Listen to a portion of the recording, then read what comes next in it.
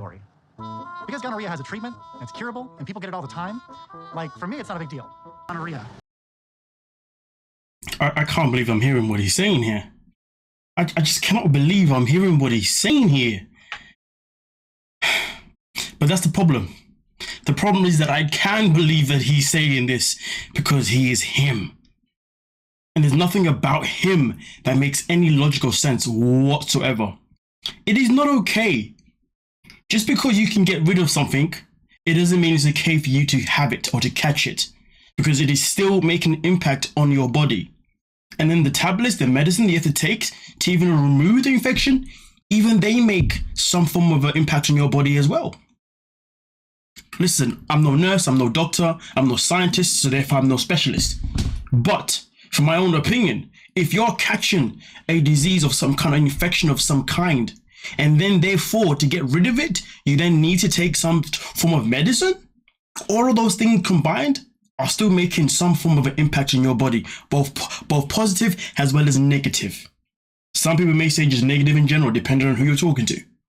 But this guy, right, do you think that it's okay to not talk about reckless? Gonorrhea? It's a sexually transmitted disease. Remember I sent you the picture on Halloween of the girl from Thailand? Oh, I thought you were talking and helping her. I did, yeah. Then do you have sex together? Yeah. The way this guy has no remorse on his face is actually very jarring. It is actually quite irritating. The way he just like this. And believe me when I tell you, in my opinion, it is not a nervous smile, a nervous giggle. No, this is of somebody who just doesn't really care. He's just so far relaxed in life that consequences to him are like rewards. He thinks consequences are achievements. If he went to his trophy cabinet, he'll probably be having trophies all for trophies or medals of just things that are not correct, that are not right to be done in. Raw. I haven't met you yet. It don't count as cheating until I meet you, right?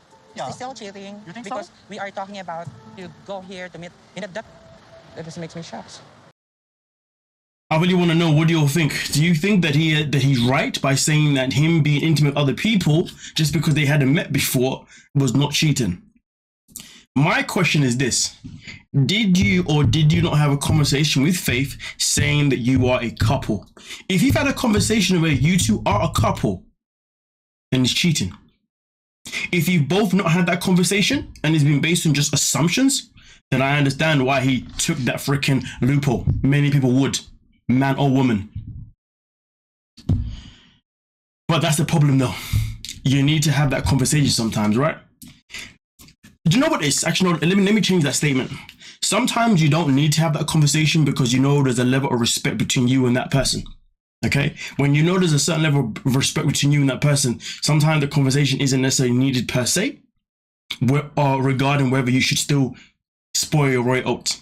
But in this situation, I do not believe that there was any kind of respectful kind of aura between them, because there's no way you can tell me that Loren is the kind of person that can give you that respectful energy. There is no way you can tell me that this guy did not give you signs, but then at the same time though, yeah, there's no way. But listen, for Faith on the other hand, I guess she has this thing in her system where she's kind of like I wouldn't call it a hopeless romantic, but I would call it more something like, because many men don't want her because of the fact that she's a ladyboy and no man has ever come into her life to make her feel as if they actually want to be with her. Her self-esteem is very low. Her standard is very low. Everything, you name it, is very low. So therefore the bare minimum is something that she's gonna, so if she receives the bare minimum from somebody else that's better than the bare minimum she's got before, she's gonna think that, hey, I can trust this person. Hey, this person respects me. Hey, this person isn't gonna do this to me. You see what I'm saying? But either way though, the question still remains, did they even have a conversation about whether they're together or not? To be honest with you, without even meeting, it would be ludicrous to have that conversation, to be honest with you. But either way though, Faith is hurt because Loren clearly has not been clear with their relationship. And that's where it's all messed up. Let me know your thoughts on that one. I said a lot. Yeah. I know, but it's treatable. You get one shot, it's over. My hand is super shaky. and my heartbeat goes faster because of him. I feel betrayed. The way he downplays, yeah, but you can get rid of it, so it's okay. Bro, the conversation isn't even about the fact that you got STI anymore. The conversation is now the fact that you have now betrayed her. Because she's expecting you to be locked. The way he's having a whole different conversation is hilarious to me, but it's not surprising at the same time. Ladies and gentlemen, welcome to Loren's land. Loren's world. Loren's planet. Loren's asylum. That's what I would call it. Bilang isang tao. I thought you're serious of me, but you're cheating, lying. No, you didn't ask if I was sleeping with people, but you have to know. You trust you. Yeah. I trust you so much. So I didn't ever know that people that you have sex together. You yet, So here's the thing, you see. His argument is, well, we didn't have this conversation. Her argument is, well, I trusted you. Which side are you picking? Which one is right, which one is wrong? Well, let's play on both sides, okay? Let's break it down. On his side, we haven't had the conversation, so therefore I can do what I want, and I have a mate, so I can do what I want. To be fair, respectfully, it does make sense to a certain degree. On her side, she's like, yeah, but like, based on the communication and the way we've connected, I trust you to not want to do that. I trust you to only want to be with me. I trust you to be patient enough to feel me, touch me, to be intimate with me. But because you've done this, I don't know if I can now trust to actually be with you. Because that trust that she had has now been tampered with. But then you can argue and say, well, she should have asked, they should have had that conversation to avoid this scenario. By all means necessary, I do agree. This is just a matter of perspective. Some people are going to side with her. Some people may side with him. But let me know. Because for me personally, I think that they were both in the wrong. I don't think either one of them was in the right. I think that she was in the wrong to just assume that she can trust him based on whatever bare minimum that he gave her. And he was wrong to do what he did without even at least saying to her, listen, I know we're talking, I know I'm coming to see you, but I will still be, you know, seeing other people.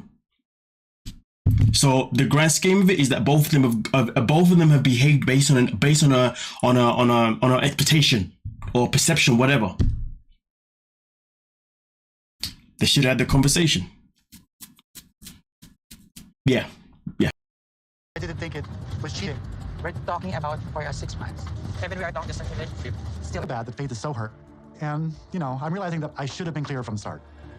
She sees what I did as betrayal.